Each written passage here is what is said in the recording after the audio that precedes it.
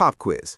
Right now, without checking your bank account, could you cover a $1,000 emergency? Not eventually, not if I moved some things around. Could you pay it today without going into debt? If you hesitated, you're in the majority, and that should terrify you. I'm Zach, and 3 months ago, my car needed a $900 repair. Should have been nothing, right? Just an inconvenience. But I watched my hands shake as I handed over my credit card because I knew my checking account had $340 in it. I make decent money, I'm not irresponsible, and yet a 4-digit expense almost broke me. So I started asking the uncomfortable question, am I the only one living on the edge like this? Turns out I'm not even close to alone. The reality check. Here's what I found when I dug into the actual data. Nearly 40% of Americans couldn't cover a $1,000 emergency with cash. Not wouldn't, couldn't. But here's what's really messed up about that statistic. $1,000 isn't some massive catastrophic expense. It's a broken transmission, an emergency room visit with insurance, your HVAC dying in July, a root canal, your laptop crashing when you need it for work. These aren't rare events, they're life, and almost half the country would go into debt if any of them happened tomorrow. Meanwhile, we're told the economy is booming, unemployment is low, the stock market keeps hitting records. So why does everyone I know feel like they're drowning? Because there are 2 different economies operating in this country, and most of us are stuck in the wrong one. The 2 economies. Economy number 1, the asset owners. These are people who own homes they bought years ago, who have investment portfolios, who hold stock options. When the market goes up, their wealth grows while they sleep. Their houses appreciated 40% in 4 years. Their retirement accounts are looking healthy. On paper, they're crushing it. Economy number 2, the wage earners. This is everyone trading time for money with no assets to back them up. They're renters watching prices climb while their paychecks barely budge. They're early career professionals with student debt and no equity. They're gig workers with no benefits and no safety net. Same country, same news headlines, completely different realities. And if you're in economy number 2, you're not just falling behind, the gap is accelerating. The math that doesn't work anymore. Let me show you why this is happening. Let's say you graduated college in 2000. You could rent a decent 1-bedroom apartment for about $600 a month. A new car payment was maybe $250. Groceries for one person ran about $150 a week. Total monthly basics, roughly $1,600. Now, let's look at 2026. That same apartment, $1,400, and that's if you're lucky and don't live in a major city. Car payment on a new vehicle, $550 on average. Groceries, try $250 a week, and that's shopping smart.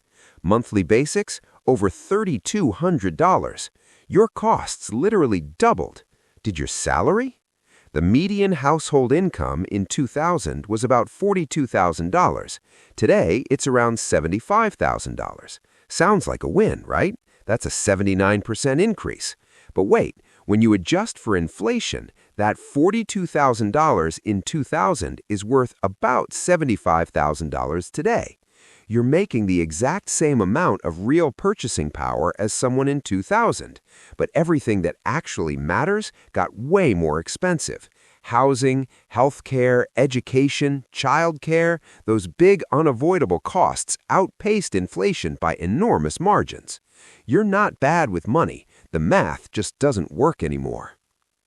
The debt trap. So, what do people do when the math doesn't work? They borrow. The average American is carrying about $104,000 in debt right now. And before you think that's mostly mortgages, that's fine. Let me break it down.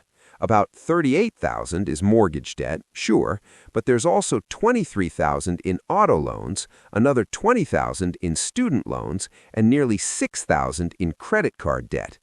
That credit card number is the killer, because unlike your mortgage or student loans, credit cards charge 20 to 25% interest. If you're paying the minimum on a $6,000 balance, you're looking at years of payments and thousands in interest. And here's the vicious cycle. You use the credit card because you don't have savings. You don't have savings because you're paying off the credit card. Round and round it goes. One unexpected expense creates debt. That debt creates monthly payments. Those payments prevent you from saving. The lack of savings means the next unexpected expense creates more debt. The trap keeps tightening. So let's talk about where you really are in all this. Not where you think you should be, not where Instagram influencers pretend to be, where you actually stand compared to everyone else. If you have $5,000 in savings right now, you're ahead of roughly 60% of Americans. Let that sink in.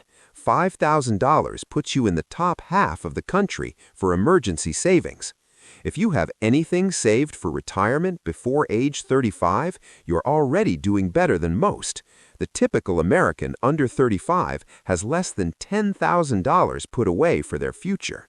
If you can pay your bills on time every month without using credit cards to fill gaps, you're ahead of about 45% of people. These aren't impressive numbers, they're survival metrics. But if you're hitting them, you're not failing. You're actually navigating a broken system better than most.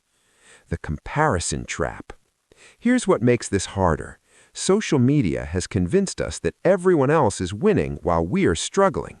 You see the vacations, the new cars, the nice apartments, the designer clothes, and you think, what am I doing wrong? But here's what you're not seeing.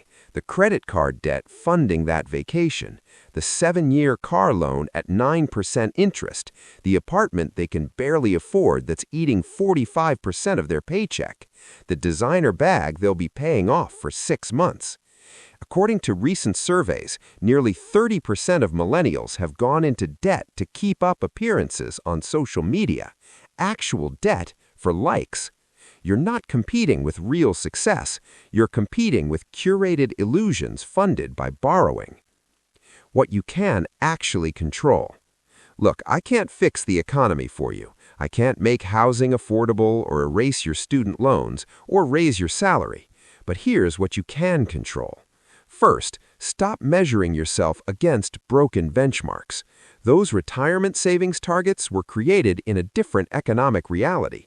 If you're behind them, you're not a failure. You're dealing with different circumstances than the people who created those targets. Second, focus on your margin.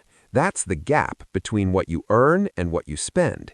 Even if it's only $100 a month right now, that's your weapon. That's what eventually becomes your emergency fund, your investment account, your way out.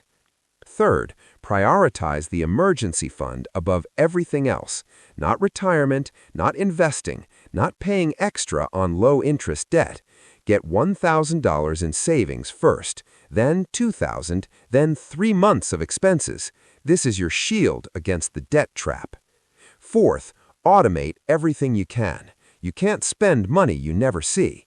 If you can swing $50 a paycheck into savings, automate it, make it invisible. Future you will thank you. Fifth, cut the things that don't matter. And I mean really don't matter. Not the things that bring you joy, not the coffee that makes your morning tolerable, but the subscriptions you forgot about, the convenience purchases that add up, the stuff you're buying to fill emotional holes. The uncomfortable truth. Here's the thing nobody wants to say out loud. For a lot of people, things are going to get worse before they get better. The structural problems aren't getting fixed anytime soon. Housing costs aren't coming down, healthcare isn't getting cheaper, wages aren't suddenly jumping 40%. You're not going to stumble into wealth. You're not going to get lucky. The game is rigged against wage earners, and pretending otherwise is dangerous. But you can still win your own game, not the billionaire's game, not the Instagram influencer's game, your game. The one where you go from $0 in savings to $1,000, from paycheck to paycheck to 1 month ahead, from drowning to breathing. That's a real win. That's worth fighting for. So here's my challenge to you. Take the $1,000 test seriously. Right now, today, could you handle it? If the answer is no, that's okay. Most people can't. But 6 months from now, will you be able to? Start today. Even if it's $20, even if it feels pointless, even if you think you'll never get there. Because the alternative is staying trapped exactly where you are, one emergency away from crisis, forever.